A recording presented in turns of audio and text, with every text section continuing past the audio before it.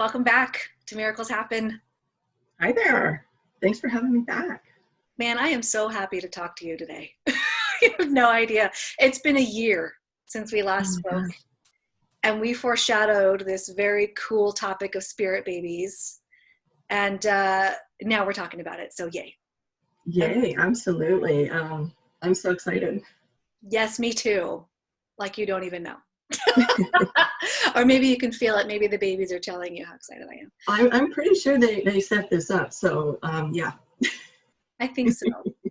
Yeah, they probably set it up a year ago too. For those who are just tuning in now or watching this video for the first time last year, I got to interview Lindsay, and I just reviewed it, and I really do think it was the last 2.5 minutes. We were talking about acupuncture and HypnoFertility, and for the entire interview, and then the last 2.5 minutes it was, oh, this spirit baby thing, and I'm writing a book, and I'm like, wait, what? Now we need to talk about that, because that's a fantastic topic near and dear to me too. So and I just realized that I'm working from home today, and so I have these cool virtual backgrounds, and I have a special background for the pink. Oh my gosh, you gotta see this. Okay. I gotta show you this. This is the front of one of my books. Can you see it? Oh, I have that book. Yeah. You see the front? It looks just like that background. Oh my gosh, that is almost the one that I chose, but I thought I needed more pink. That's so funny. That's funny. And no, it's the same. They look like that, those little bubbly orbs or whatever you want to call them. I mean, that's perfect. I just have my plain old, I'm at home too, and my plain old regular home office background. Yes, that works. Well, normally I would just have my normal office background, but I'm at home today and I just have a blank wall behind me. So let me have some fun. For those listening on the podcast, you'll have to head over to YouTube and get this video on YouTube to see the backgrounds, because it's fun. Okay, so Lindsay, can you just give a recap real quick for those who listened to the last interview with Lindsay? It's episode 42, I believe I wrote. Can you just give us a recap, who you are, what you do? Yeah, absolutely. A little mini bio. I'm sorry? A little mini bio. A little mini bio, yes. So basically, I've been working with fertility hypnosis for just over 20 years. And I ended up out here in Colorado. It's kind of an interesting synchronistic story, but that's a whole other podcast.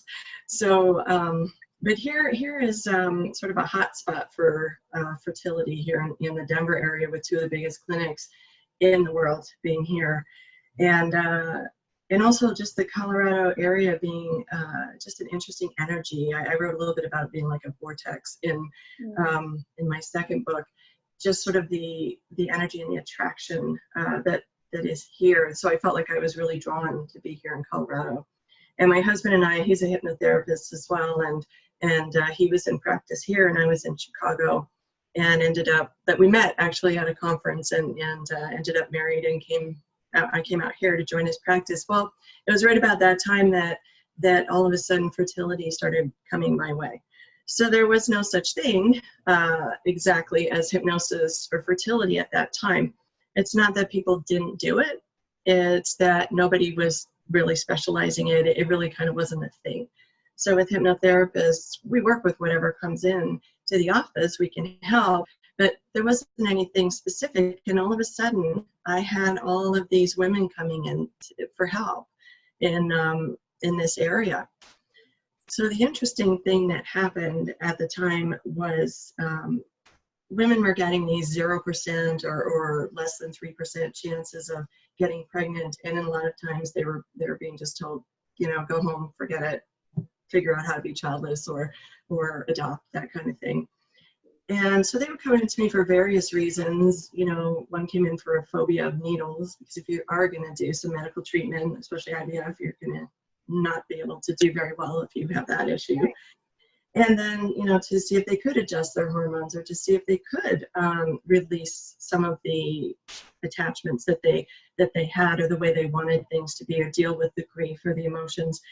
And so I started with that, and the next thing I know, I've got all these natural babies showing up, even with these 0% chances. And what I noticed was when women came in, they would say, you know, I know there's a baby there. I just know there's a baby there. And I would say, I believe you. You know, I would always believe that over any medical diagnosis or prognosis, really. Virtually any. You know, if you don't have all the parts, you know, maybe that's something a little different. But even at that, that doesn't mean you don't have a spirit baby with you. But we'll get to that. So that's kind of what happened. I looked around to see if there were any trainings, if there was anything out there, and there wasn't. There wasn't anything in the books. You know, you could get the infertility books, and it talked about acupuncture and talked about maybe chiropractic or nutrition, but nothing about hypnosis, and maybe a little bit about meditation. And those are similar and yet different. So basically the way I put it is I said, yes. You know, the universe put this in my lap, and I said, you know, okay, yes, I really care about this. And when I was a little kid, I was about 9 when Louise Brown was born. So the first so-called test tube baby, right? And I remember I was in the backseat of the car, and this announcement came on the radio, and it gives me chills now. And it said that this first test tube baby had been born. And I had this thought, oh, thank goodness, now any woman who wants a baby will be able to have one. Nobody will never not be able to have a baby now. At 9 years old? At 9 years old, who thinks about that, right? And I remember it so clearly to this day. And of course, it wasn't quite as cut and dried as it sounded at the time, that, you know, just any person would be able to use this and have a baby. But it struck me. Mm-hmm. It struck me, and it always has. And my 2 kids are the greatest gift that I have. And I've accomplished a lot in my life, but nothing means as much to me as they do. Mm-hmm. And so knowing how I feel about that, I really want women who want that to be able to have that. And not everybody wants a baby, right? And that's okay. And it's great. I think people who don't, I admire them for just saying, hey, I don't, and I'm moving on, because there's some people that really shouldn't have kids. Sure. Well, they don't have a spirit baby hanging out, but. Well, and I agree with that. If women are sort of really feeling that there's a baby there, it's pretty much because there's a baby there. Mm-hmm. And so that's how all of that got going. So cool. What a story. I'm still stuck on the 9 years old thinking, oh, how great. There's that means that people will have babies if they want. Oh, that's so, I was not thinking about anything like that at 9. I was like, when can I have some ice cream? Yeah, it struck me definitely when I thought about it, and I've always remembered it. But, you know, as I was writing the books, some of these things started to come back to me, and, like, you know, synchronicities. Sure. So much of it is about that. Oh yeah. I recently did a podcast on coincidence or synchronicity, and synchronicity is just all over the place. You just have to pay attention. So can you tell us then, if you will, it's kind of this basic definition or basic understanding of what this spirit baby stuff is? When people, so I asked this because I recently had another podcast thing where I came out, right? I came out as intuitive empath, and that I do this spirit baby work. And so on the heels of that, I said, hey, I'm doing the self-study stuff, and I'm offering a few free sessions. So people signed up, and they didn't really know what spirit baby stuff was. And one person said, I wish that I had known what this is, because I now have more questions. Like, it's really good that you're saying that, because yeah, people need to know what this is. So from your point of view, can you tell us what spirit baby stuff is in a nutshell? Yeah, absolutely, in a nutshell, for sure. Yeah, it might be a big nutshell, but I'll try to keep it in a nutshell. And I definitely learned this as I went along. You know, it was kind of this expanded. I was using hypnosis to help women to get pregnant, and I always did sense energy. I'm an empath, and I've always sensed energy, which has probably had something to do with me feeling so strongly about women being able to have babies if they wanted them. I've always been really tuned into that. so I started basically with sort of the art and science of hypnosis and really applying that to help women to have babies. And I was always, like I said, connected into the energy aspect of it. And as I worked, the work began to evolve. And so I would really, it was just interesting to me that all of these babies were showing up. And in the medical world, I literally did hear the words anecdotal babies. They're anecdotal babies. You know, there's no proof, there's no science, there's no research. And well, okay, but they're still babies. And like, here's one right here, you know, and so I'm fine with that. You know, the babies don't care if they're anecdotal or not, it doesn't matter. The parents don't care. So I found that kind of interesting, and over the years, it just sort of became clearer and clearer to me in that spirit form. And I've always been aware of that kind of thing, but never considered myself a psychic. You know, I considered myself, you know, a hypnotherapist and working in the healing arts. You know, I did Reiki and things like that, and I've sort of almost collected or gathered all of those various modalities that have become who I am. And so, you know, at one point I said to my husband, yeah, I'm not a psychic. And he's like, you kind of are. And I'm like, no. He goes, I don't see myself as a typical psychic, you know, where you go for readings and they kind of give you sort of this whole layout. For me, it's more like it's almost a medium type of thing, because the way I've always seen it is, if you ever talk to anyone who has worked in hospice, or been around hospice, they will tell you how the patients at the end start to see, you know, their wives or their husbands or their sisters or their grandmothers or somebody coming to get them. Right. And it's, you know, it's changed beliefs for a lot of people who have seen that. It's just so solid's not really the word, but almost tangible. Like, it's really, really present. And so I always saw myself as a reverse hospice. They're coming in to me. I'm seeing them on that side where they're coming into the world rather than leaving the world. Yep. So that's probably the best way that I can define that. And over the years, I worked with, I don't know if you've heard of Walter. I believe it's McKitchen, how you pronounce his last name, Spirit Babies. He wrote that book. Yep. And a lot of people would do readings with Walter at that time, and they would mention that to me if they'd done one, and I would incorporate that into some of the work that we would be doing, and it worked out nice. It worked out really nicely. So then I started seeing these babies, and it was probably around 2009, and I started seeing these babies, and I literally thought I was getting migraine. You know, and I'm sitting there going, I must be getting a migraine. It doesn't hurt, but this must be that aura that they talk about, right? So I wouldn't say anything. I didn't say anything. Yeah. And then I started to see all these sort of patterns happening with, you know, hey, these migraines, all migraines only happen in my office. Or on Skype when I'm talking to a fertility client, that's interesting. And I've had migraines, and I talk about that in my, in the book, my third book, I talk about that. And this wasn't the same, but yet here was, what was this? And so I did mention it to one of my clients, because she was sitting in my office one day and I saw her aura, and it was this really bright but dark blue indigo aura. And I thought, what on earth? And I can see auras. It's just never been really my focus. And so she was super spiritual, and I told her, and I mentioned the spirit babies around her. And she said, wow, that's really interesting. And so she, you know, went on her way that day, came back maybe a week or two later and said, I know why you're seeing them. And I said, why? And she said, because Walter died. Oh, yes. I said, what? I didn't know that. And she said, handing the torch. Yeah. And I'm like, oh, great. Thanks, Walter. I have a great process here, right? You know, this is good. So I had released It's Conceivable, which the purpose of that book was in 2005. I wrote it. I guess I released it in 2006, right at the time that Walter released Spirit Babies. Coincidentally, right?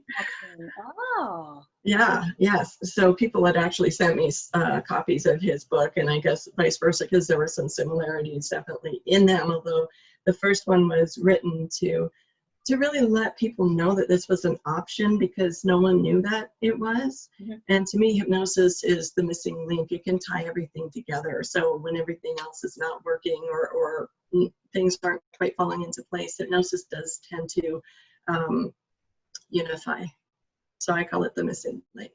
Yeah, it's a bridge. Yeah, so that's what that book was about, to let people know that was an option. So come forward a little bit, and then these spirit babies are showing up and flying around everywhere. And I'm still sort of, adjusting to this, as you know, because you just came out, right? Yeah. You're out of the spirit baby closet. Your old hat at this point, but it's new. Yeah, I'm learning my own. It's just, right, it's a process though. And so eventually it just was more and more spiritual. I've always been spiritual and included that or incorporated that in people's work. But it just became more and more, and it was very divine feminine. There was a lot of goddess focus and that divine goddess energy, which that's really happening right now, as you can see in the world. There's been a long-standing patriarchy, and there's been a lot of volatility, a lot of greed, a lot of fighting, and that's not to be anti-man or male, but it's an out of balance thing. Mm-hmm. Okay, we're both masculine and feminine energies within. It's not a gender thing, it's a human thing, it's a person thing. And then the energies around us are also very masculine or feminine, and they should be middle of the road. They should incorporate both. And so that's part of the new book too, that the babies want everyone to know about. And so this divine goddess info is really coming through, and I noticed people that would have fertility issues would often have a spiritual disconnect. So whether it was God, Catholic God, Christian God, however people defined God, Jewish God, whether it was universe, whether it was goddess, there was this feeling of being punished, this feeling of I'm not worthy, this feeling of, something's wrong with me, I'm broken. And I heard that a lot. So I really was, I was really aware of that. You're not broken, right? You're not broken. But there is something that needs to come through, and that's the issue. So women that are on this journey, it's a very spiritual journey. It's a huge opportunity for growth. And I call it an initiation. Yep. And I talk about that in the book too. It is an initiation, and initiations are not pleasant. They're not fun. They're not meant to be.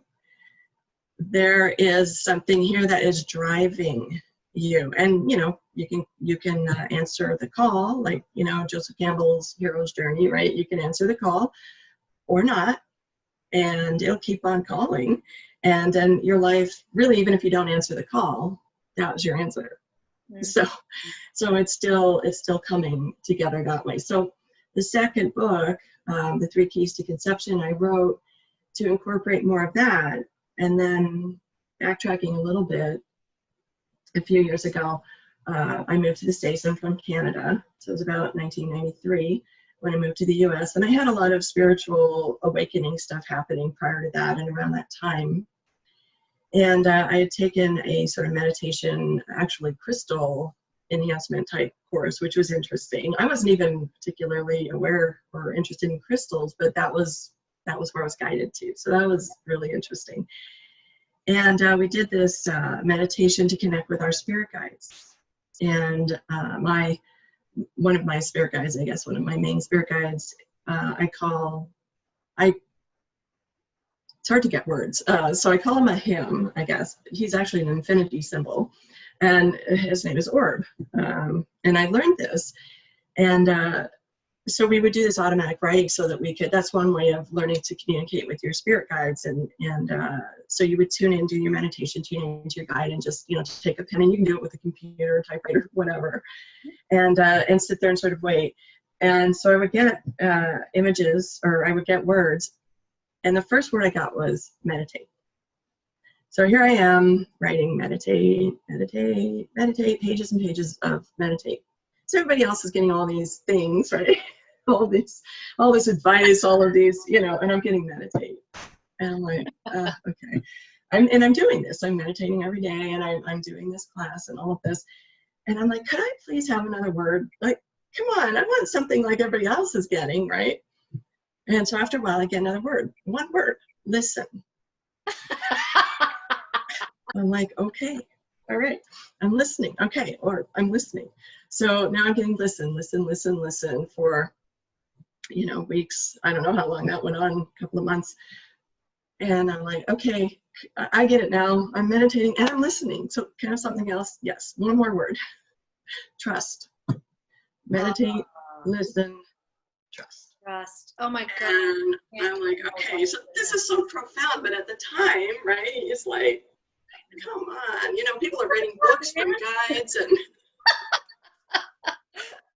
I want something of substance. Meanwhile, that's like about the most profound information you can get in the universe, and here I'm kind of like, so many years later, and this preceded sort of an interesting journey around the birth of my second son, who wasn't supposed to arrive and was kind of the almost the inspiration for this work for me, because he told me he was coming and sent his name ahead, and here this is like 15 or more years before this whole spirit baby thing in my office, right?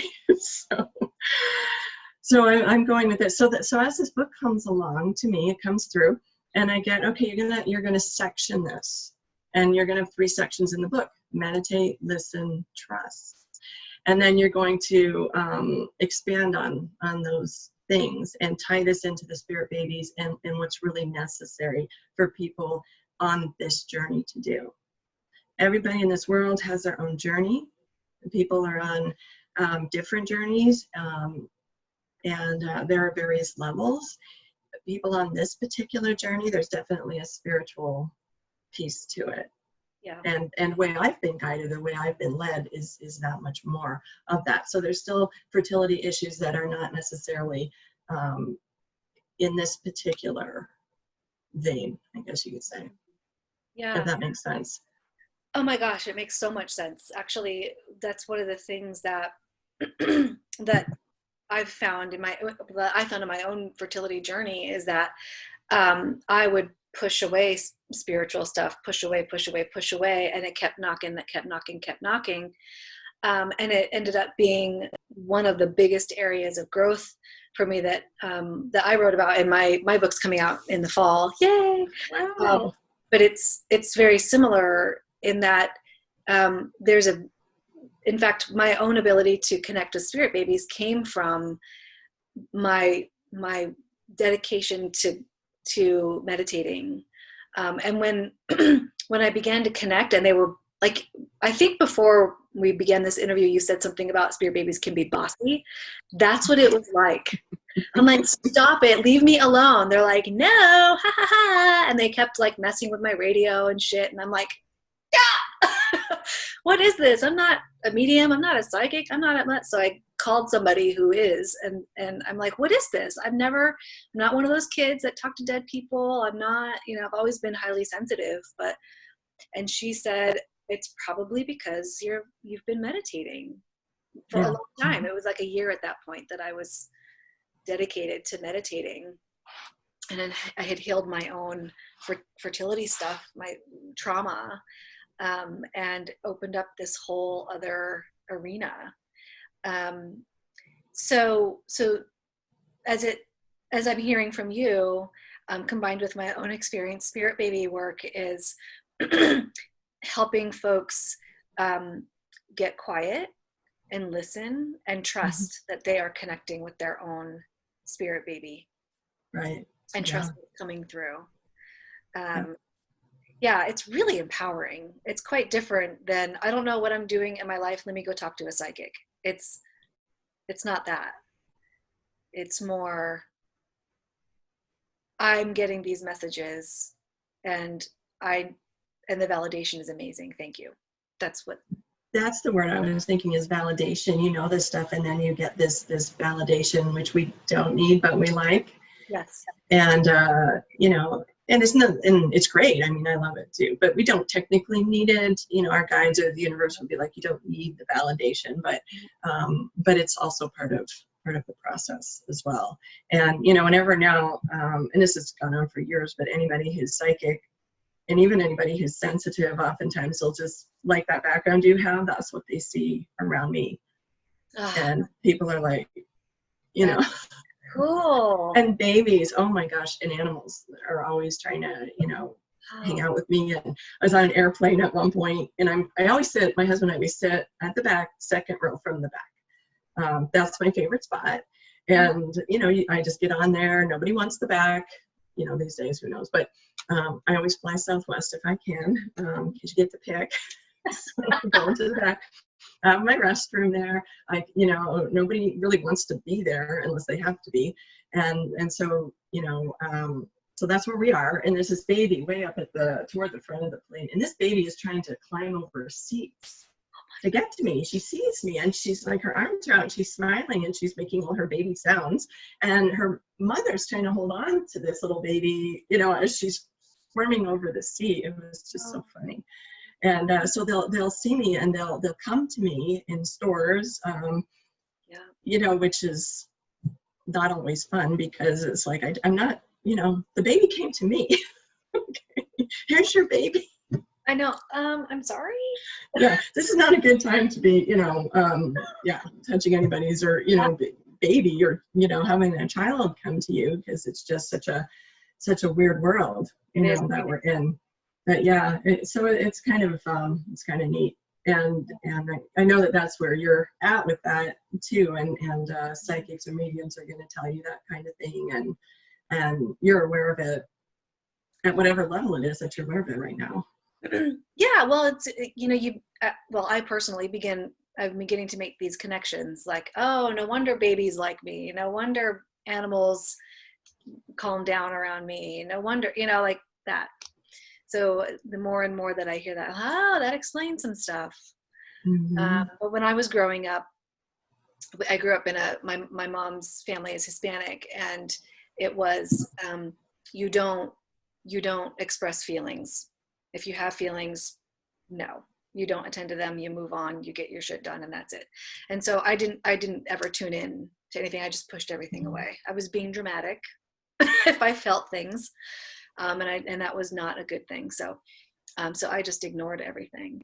But now, of course, I'm much more open and aware of what's going on, and beginning to own, by virtue of saying it publicly. This is a thing, and so another key word, right? Owning it. Owning. Yeah. And I love what you said about being able to trust what's coming through, and not needing real validation. Truly, you want it, but don't need it. And that is part of the fertility journey too. Mm-hmm. So we're tying all this into the fertility stuff. But your book, oh my God, I can't wait until this comes out.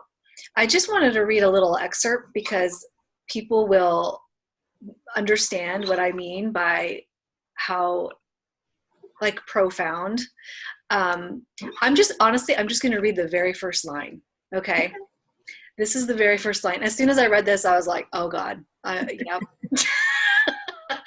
First line, to not the intro, or the other person who wrote is a former client of yours. Yeah. The forward. Yeah. You write, "We stand upon the brink of a spiritual revolution." Oh shit. I was like, oh yeah, we need to have a deeper conversation now. Yeah. Because it's true. All of these things that someone asked me recently, and we will tie this back to spirit babies, everyone. I promise you that. Someone recently said to me, I hope that all of this stuff that's happening, the political charge that's in the air, Black Lives Matter, social justice stuff, coronavirus, I hope it's just so depressing, and I hope there's something on the other end. And I'm like, oh, there is. Yeah. Causing change. This is causing change. Oh, well, that's a positive way of looking at it. Yeah, it's just something I know. I can feel it. And as soon as I read that line, I'm like, I'm hooked. And I read the whole thing. You gave me 8 chapters. Thank you very much. That was generous. And I couldn't stop. I read the entire thing. So So you're talking, your book is called Waiting in the Wings, by the way. Waiting in the Wings, introducing the Pink Starlights. Can you say when it's going to be out? When it'll be published? And ask them. See what they tell you. I started on this 4 years ago for them. And then they had it like, let's go, this is really urgent. And then they sort of said, okay, hang on, we need to do some other things first. Okay. And so I have been the last probably a few weeks, I've been really, really trying to get it finished. They suddenly were like, we need this done. And so drop everything, the bossy thing. And I'm almost done. So I have the, what you got was the first 8 chapters plus the intro. And the intro was the first chapter. Now it's the intro. They had me move it. They had me move several chapters around to end up where they are with the 8. There's 21 chapters. And I have about 3 that I am polishing, and then it's good to go. Oh, it's almost ready. And the one that I'm really working on is in the middle of the chapters I gave you and the next chapters. Okay. So I'm like, if you guys would let me finish this, then people could read rather than having to read it out of order. Although who knows, because I know the chapters in a sense are their own thing, and they could probably move, if they wanted to, or if the babies wanted to. Well, this is piggybacking on what you said in our last interview a year ago. You said the babies are making me write it. Yeah.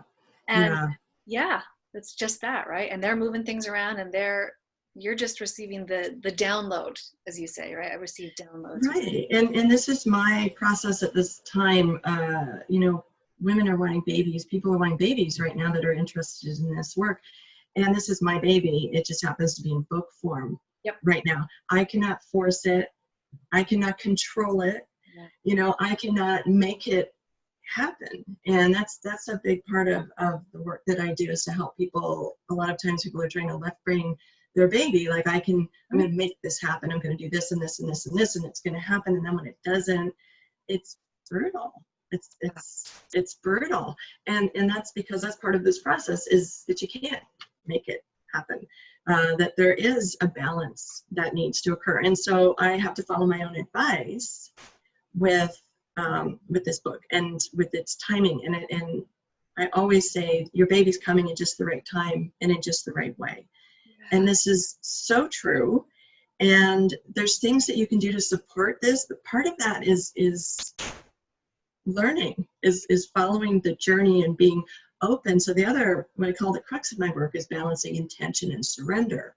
Yes. Now, surrender doesn't mean giving up, but it means allowing and receiving, right? It's what I had to do when I was seeing these babies flying around. It's what you had to do when this started to come through to you. It's basically to say yes, it's to surrender, and it's to let go of attachment.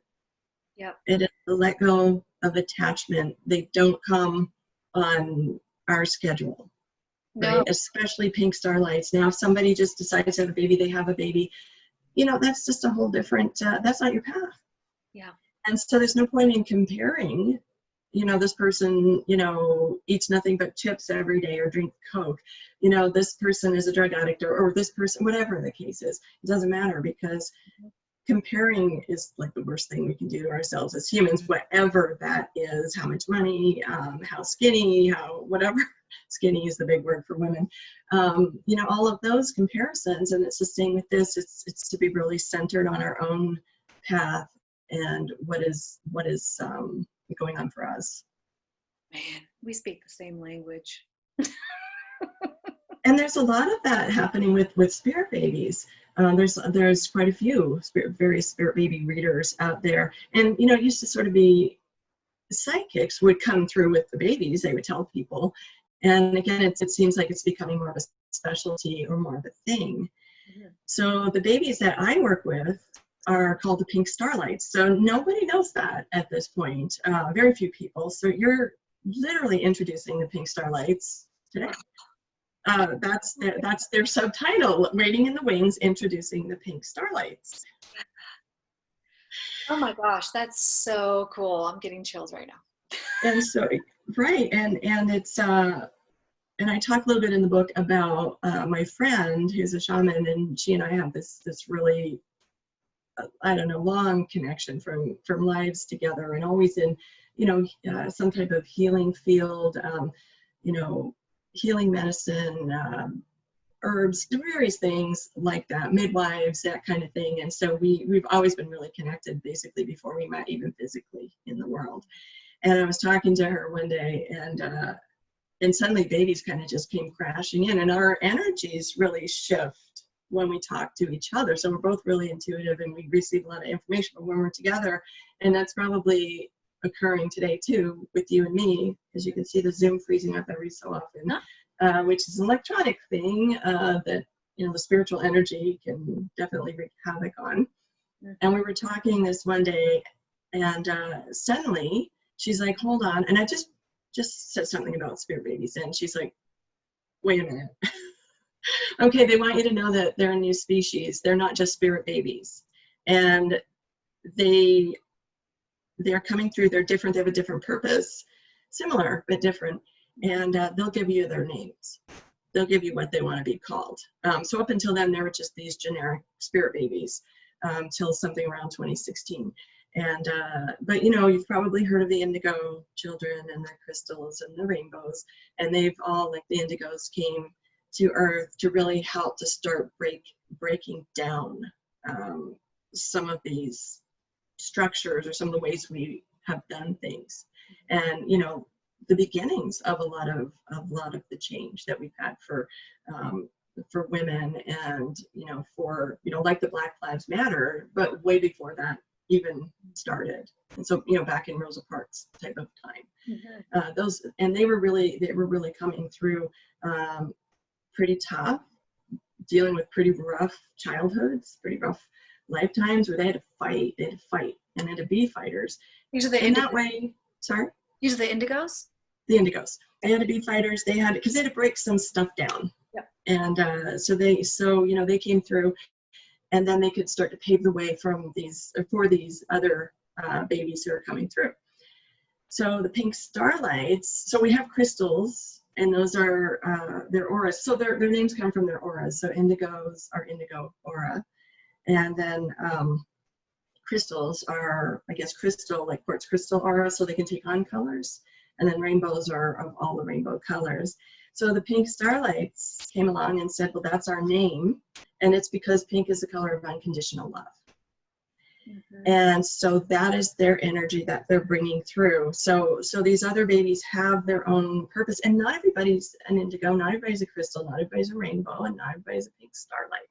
This is just some of what's going on in our world. Yeah. So the babies that work with me, or the clients that I end up working with, or the people that I come into contact with, have a connection to the Pink Starlights, whatever that might be. Okay, so to be clear for people who are very new to this world, these spirit babies are spirits or entities that are going to incarnate. Right. That's accurate. Right. Okay, and so because you have this connection with, and I'm sorry, I'm a little bit distracted by a recent experience that I had with rose quartz and all heart chakra stuff. And I'm like, I can't, that's freaking crazy. That's probably this is synchronicity again. But I've been drawn to rose quartz and heart chakra stuff for a good 2 months now. And I'm wondering if there's a connection there, but there probably is. Thank you, spirit babies. But so these Pink Starlights that you're communicating with, you connect them to some of your clients, and they're going to incarnate through some of your clients. Is that accurate? Yeah, in a sense. And I'll just tell you that they do. I do recommend clients to get a rose quartz to connect with them and those babies. And I think I mentioned it in the book, in the new book. I'm pretty sure. I get, sometimes I don't know what's in my head and what's in the book. But, I didn't read. Yes. Okay. Yeah. Right. Rose quartz is definitely an alignment, because that is the stone of unconditional love. This is probably where I ended up in that crystal course way back that I didn't think I even wanted to take. Right. Yep. And it's come in really handy of knowing some of these things, you know, having them there as all of the rest of this has unfolded. So the Pink Starlights are basically a type, a species, a generation. I don't know exactly how to term that. I don't know there's an accurate word. And they have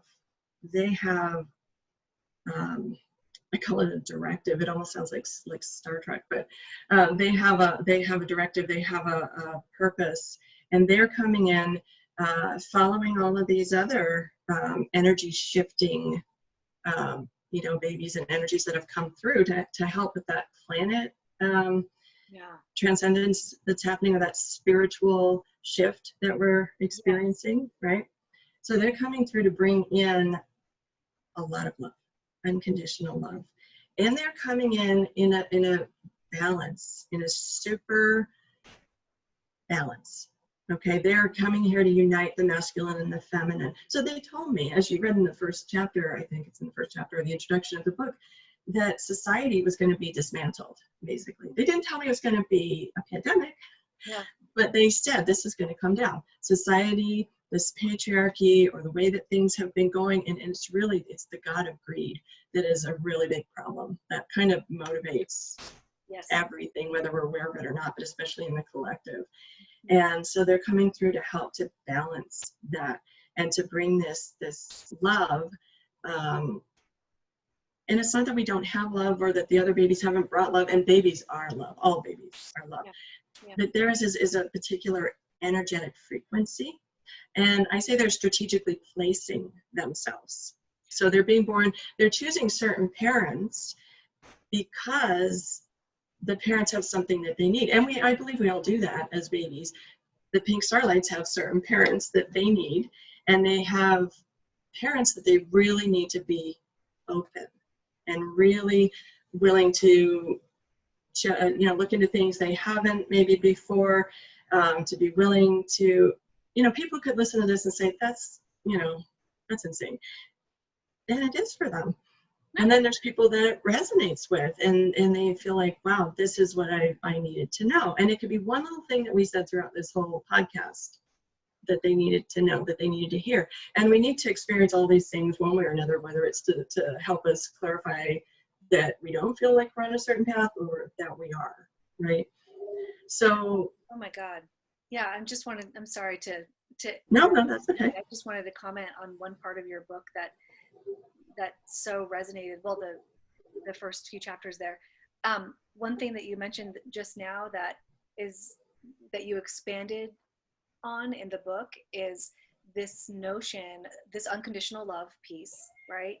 And literally that someone can be, I think you mentioned a bunch of religions, you could be this religion, that religion, you could be this political affiliation, this political affiliation, and there is literally no judgment. It's like, right. Okay, this doesn't resonate for you. That's great. Okay, this resonates for you. That's great. It really is. Right. And that's their thing. No judgment. They don't care. They just don't care about race or gender, or they're not anything in terms of pink. Yeah. They're absolutely pink. That's their thing, right? And that's what we need. We need sort of this like an independent or individual, something that we can focus on that doesn't lean one way or another way. Pink, the color of unconditional love. So even to meditate on pink, to light a pink candle, to have a pink, rose quartz, that is aligning with that energy, and they're helping to bring unconditional love in for the world. Not just for them or for people that they come into contact, but that's what they're doing. Yeah. And so much of theirs is about balance, though. And we do have a lot of things happening in the world right now, and this has been coming for a long, long time. And a lot of the Native American tribes have predicted this. There's a Kali Yuga that has been predicted. I'll talk about that in the book as well, where things are just basically coming down. We've abused the planet. We've taken and taken and taken. So there's that greed, right? So that has to balance, that has to shift. And so that's their primary function, is to bring that in and to choose parents that are in positions that will help that. So they choose very intelligent, certain type, but usually type A personalities, okay? Which makes me laugh. because of course the type A personality is the one that's trying to do everything, and part of the initiation is not to do, is to be, is to allow, is to receive. So that's part of that. And I'm a type A. I don't think a type A is a negative thing. It's just when it's out of balance, anything that's out of balance. And so they choose. It's kind of funny the places that they position themselves. I have a global clientele, and I get a lot in Germany. I started getting a lot going on in Japan. And in fact, I have now taken on a partner where we are launching in Japan. And we're supposed to kind of do that this year, but some things happened. And so, but she has translated everything, because Japan is in an extreme need for this energy at this time. And so we do have some translation going on in German as well. Japan's just kind of the one that's in the forefront right now. So yeah, so it's kind of following as these things happen, being aware, feeling if it resonates for you or not, because stuff doesn't resonate for you, doesn't resonate for me or anybody. And then but being open enough to be able to feel what that is. Yeah. And not judging if it resonates with somebody else. Well, exactly. And I had a joke that a couple of my babies, placed themselves in Washington, with a connection to, I won't go into the specifics, but, and they want to have, parents that are going to say, okay, you want to be vegetarian? Okay. You want to go to yoga class? Okay. You want to, whatever it is, you want to meditate? Okay. We're not going to say no. We're not going to say you don't do that. You can't do that. We're gonna look at, but at the same time, we're gonna have structure and boundaries, so the kid doesn't control the whole show, which is an issue that we've run into too for a while, where people just don't give the kids any structure or boundaries, so they can't do what they're here to do because they're kind of treading water and splashing around and trying to figure out what they're supposed to do when they're little kids. Yeah, that was a big part of the last chapter, I think, that I read, chapter 8, was this balance between independence and structure and, guidance. So, yeah, right. Research has been done for decades around parenting and how that style is the most effective. Do you think that, or I guess the question that I have is, how do you help people, your clients, connect with their spirit babies? And I suppose not every spirit baby is a Pink Starlight, right? Right. But how, especially if they are a Pink Starlight, do you talk to people about that and help them connect with their spirit baby, Pink Starlight, or otherwise? How do you do that? Yeah, it's kind of interesting, because like I say, I'm not a psychic, so people aren't really, I don't do readings per se. This comes as a part of the process that I use to work with them.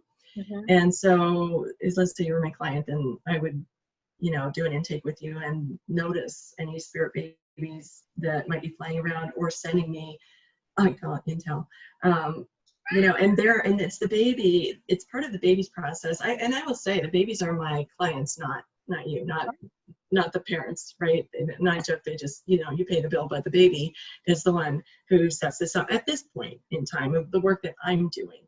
Yeah. Just because I guess that's where that's my focus, or that's where I'm being told to focus by the bossy babies, is in bringing this awareness to of the Pink Starlights and of that particular process. And that's why the book, because I can reach a lot of people that way. I can only see so many people, and they want to come through, and it's not all about me. It's just something where I've, become aware of it, and I guess then it's part of my path to help to get it out there. So when people do work with me privately, though, their baby is a part of that process, definitely. And so I sort of my own blend of things that I do, because I use hypnosis or hypnotic process, and then I use a lot of energy type work, and I don't do hands-on. I can, but it's just not what I do. It's just a part of who I am. And then I use some hypnotic structure and technique to help to create or connect with the subconscious mind to help clear any blocks that might be going on. My clients are usually, like I say, they're intelligent, they're well educated, they're very driven, they're type A, so they're also usually very frustrated, feeling broken, feeling that they're being punished. They take responsibility for everything. They're the ones scouring the internet. They're the ones, researching all the clinics. They're the ones that are really putting that on themselves. So that has to be addressed as well. Yes. Because that's where that doing takes over, and that's where that becomes out of balance. So that's the masculine, that's an expression of masculine energy out of balance. Like we have an expression of feminine energy out of balance when we don't take care of ourselves and we care too much about everybody else and at our own expense. And that's sort of that martyr archetype that we're aware of. I mean, being a martyr is not a good thing. Right. When people say, oh, that person's like a martyr, that's not a good thing. That means that they have just sacrificed themselves, just for anything and everyone, whether, regardless, because that's just basically a coping mechanism that they have. We have to do our work. We have to do our own work. Pink Starlights are not interested in parents that haven't done their work or won't do their work. So that is definitely one of their, now as an indigo, they basically wanted parents that hadn't done their work. Because they're going to have this miserable, I'm an indigo. I found out there's an indigo test you can do. It makes sense. Yeah, you can look for it online. It's I think you just search for indigo adult, something like that, and you can do it. And I did it, and pretty much every I think all, if not maybe just one, I wasn't, that I didn't fill in the little blank for. And so with the Pink Starlights, on the other hand, they want their parents to do their work. Now, they may not have done it yet, but they're in the process of it. And boy, an initiation like this, that's where it's going to take you. Yeah. Or you're going to resist it like crazy. And then that's your path as well, right? Does that make sense? Yeah. And actually, I'm connecting this to the global, because when people pick up your book, they're going to see this is so much more global than babies and parenthood and fertility stuff. Because the work that you're talking about specifically for parents to be able to bring in Pink Starlights is that same kind of work, that the same kind of change that you're talking about happening globally, like this balance and this surrender and the action steps, the willingness to see the other side with love and to accept the other side with love, and all of that is inherent if one chooses in the fertility world, because this is such a jarring experience. So oh my gosh, I'm just making all kinds of connections. So thank you. No, it's really awesome. And I should probably clarify, just because they're unconditional love doesn't mean that they're just airy fairy floating all around. Right. They're going to accomplish some things. And, a lot of people are really stressed out over, what is going on in the political arenas, not just in the US, but in the world. Because again, there's that volatility, and then there's violence, and there's greed and all of that kind of thing. And so what's happening with these babies is they're going to be bringing in and teaching in one way or another about this unconditional love, or about this lack of judgment, might even be a better way to put it. Mm-hmm. And so let's say 20, 30, 40 years from now, those people that are sort of in control right now, that still sort of are hanging on or still have a lot of that old way, they won't be there. And it will be Pink Starlights or people who have done their work, right? Their psychological work, right? Who've done taking care of their issues. And those are going to be the people who are going to be taking positions, let's say, in office or in schools or wherever kind of thing, and bringing in a whole different way of looking at things instead of just always dropping back what we've always had before. So does that make sense? So it's not like they're not just going to be like a bunch of little floaties, around. They're coming into bodies. The bodies, they don't care where they come from or what gender they are or any of that. Mm-hmm. It's going to be this energy that is coming through, has already begun coming through, is going to build on the work of the indigos and the crystals and the rainbows, and all the other people that are part of the planet, all the beings of the planet and her inhabitants, the stone people, as the Native Americans call them, and the plant people and the tree people, all of those energies, and the water, and the winds, and all of that, not just humans. We're not it. Yeah. We think we're it, like, we're just the be all and the end all, but we're not. But we're in a position to help with a lot of that healing, just because of sort of where we are in our evolution, I guess you could say. Yes. It's funny because I was thinking my next question was, are they here yet? And then you said they started coming already. There, thank you. Yeah, right. And they are here, and they have been here. It's just, I guess, at this time they've decided to step out onto the stage. Mm-hmm. They've decided to, identify as Pink Starlights rather than, spirit babies per se. Yeah. Right. So are there other folks in the same arena, in a similar arena, talking about this particular, and I don't know what the word is, like you, generation or right. Right. And I don't really know. Yeah. I don't really know, because this has sort of been going on in my world. Yeah. And I do feel we all have a world within the world. And so we have a lot of choices about those worlds. And, we can create a world by watching 3 hours of the news every day. Yeah. We can go down a bunch of rabbit holes in conspiracy theories that can create our world. We all don't live in those worlds, mm-hmm. right? We don't all. And so in my world, it's been very much about the Pink Starlights, their energy, their purpose, and helping to align them with their parents and bring them through. That's just where mine is all kind of evolved. Very cool. Well, this is like so exciting to be able to be out there now. Absolutely. And I've seen, like I'll meet clients that have come to me to help to bring in their baby, and they have another child, and it's like I can just feel that Pink Starlight energy coming from that child. And people have Pink Starlights that don't know me or didn't see me. It's just, I guess, my my purpose, my place, my path right now to help to make this awareness out there. I don't believe anyone has actually called them Pink Starlights, because that's the name they gave me in meditation, and they gave me a specific meditative journey or experience that was sort of what they used to sort of kick off from, if you will. They took me on a journey to way into the cosmos, to what turned out to be a pink star, a star that was of unconditional love. Mm. And I would journey there, and I would take clients there, and just sort of a whole process. And then so it was one day in meditation that, oh, that's who you are, the Pink Starlights. That's who we are. We're the Pink Starlights. This is this star. This is a place where, and we'll have that journey in the book. It will be in the book so people can do it, and they can go through that process. And it's definitely one way of aligning with Pink Starlights, with the spirit babies. So yeah, does that answer your question? Does that make sense? Yeah. Oh, it answers it and so much more. Yes. So good. There's a depth to this. I can sense a depth to this book in only the few chapters that I got. That's going to feed souls. I think it's just going to feed souls.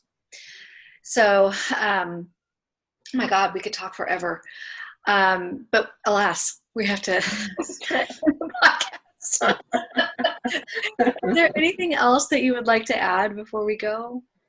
Well, I thought this was funny. I meditate every day. I do combine that with, some Reiki and some other energy work. I do my meditations, and I sit with my plants, and my dogs both have to be there. And then I'll usually, I've got a goddess guidance, card deck, oracle deck. Mm-hmm. And so I'll pick a card. So today I don't always do it, but today I thought, I'll just see what I get for today for this podcast. So here's what I got. I don't know if you can see that. Yes. See that and see what she's got. Yes, I see. And so it's Irene, peace, and there's no need to worry, as everything is working out beautifully. And that's really so much of the spirit baby work, whatever it is to really help to facilitate peace, and to know and to trust that the baby's coming in just the right time and in just the right way. That takes some work in a lot of cases. It's not easy to just, say that, because then we feel like we're giving up, or we're feeling like, well, that might mean that I won't have any children. It might mean this, that, or the other. Well, that's where trust and faith comes in, is that surrender, because you still can't control it.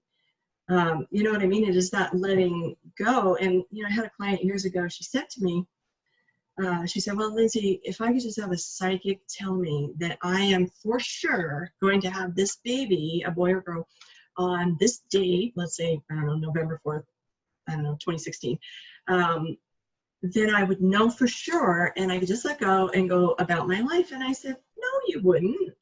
I said, you would, as soon as you heard that, you'd say, I wonder if that psychic knows what she's talking about. I wonder how good she could have been wrong.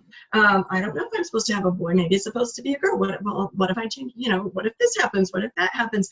What if November, whatever date I said, gets here and the baby's not here? And she's like, yeah, okay. Yeah, you're right. You're right. And it's just true. And any of us with that type of personality at all, no matter what it is we want to manifest or create, we do that. And, the Buddha is very well known for, or we've heard this from Buddhist philosophy, that peace, we have to have peace before. We have to be able to have it without the things that we want. Peace comes first. And we tend to think we need all these things and then we'll have peace. I need this amount of money. I need this house. I need this baby. I need these 2 babies exactly 13 months apart. I need this and I need that. And then I will have peace. But we don't, because there's always more things. There's always shifts. Things change. The environment, the planet, things are changing. And so really cultivating peace is really the huge, just so important. And then here's that card. Here she is, Irene, goddess of peace, and holding a baby in her arms. And I don't think I've ever even gotten this card before. I don't recall, but this was today's card. So I think it was really about, let's emphasize peace above anything and all else. I love that. Oh, beautiful. And I think exactly how we need to end, with peace, with the rose pinkish orbs behind me. Absolutely. Unconditional love and definitely just peace. And we can find peace no matter what's going on. And even if we just find a moment's peace. Yeah. Okay. Even just close your eyes for a moment and maybe sit with your dog or your cat or your plants or something, your rose quartz. And even if it's just for a moment, because the more we do that, the more we can. Yeah. The more the brain waves, the neural pathways shift, the more our energies shift, and the more of that alignment with that frequency and that peace. Yeah, I feel like it's so much more powerful too, and helps you move forward in a more, what's the word I'm looking for? Like in a smooth, easy way, rather than this constantly fear-based thinking and being. That balance between I'm seeing the fear and feeling the fear, and I'm also going to cultivate love, is so powerful and helps you move forward. So. Absolutely. And an awareness, or the poet Rumi would always talk about being awake, because we're wandering around the world, but we can still be asleep. We're just not aware, right? There's a lot of awakening going on now. You're really seeing it in so many arenas, for sure. And you just reminded me of something, and we'll totally end. But when you said that, fear masquerades as intuition. And once our intuition gets messed up, then we are just reacting to things and, maybe making decisions that aren't best for us, because if we were balanced or in peace, we would intuitively know. And, fear, you think it's your intuition because it yells at you and you've got to do this right now. You can't do that. If you don't do it, this is what happens. And that's not intuition. Intuition is that knowing, and it is feeling peace with that, it's like you knowing. There was time. It was like me knowing and saying yes, and just, feeling, okay, there's a peace with that. There's an intuition with that is giving me direction and that I'm resonating with, as opposed to that. I just had to throw that out there because you mentioned it. True. No, it's true. Intuition doesn't yell. Right, right. And there's so much fear yelling right now, and it's in the collective, and it's so easy to be exposed to it, even if you're practically in your house all the time. You know, it's just there. So it's in our own little worlds that we do all have, and we can include other people in our worlds, and to be, you know, careful of who and what we necessarily want in our worlds, but we can really choose to have more peace and balance. We sure can. Lindsay, thank you so much. I can't wait. Oh, thank you. Thank you so much for having me on. I'm so excited. The babies, thank you. This is just awesome. Thanks so much, Maria. I appreciate it.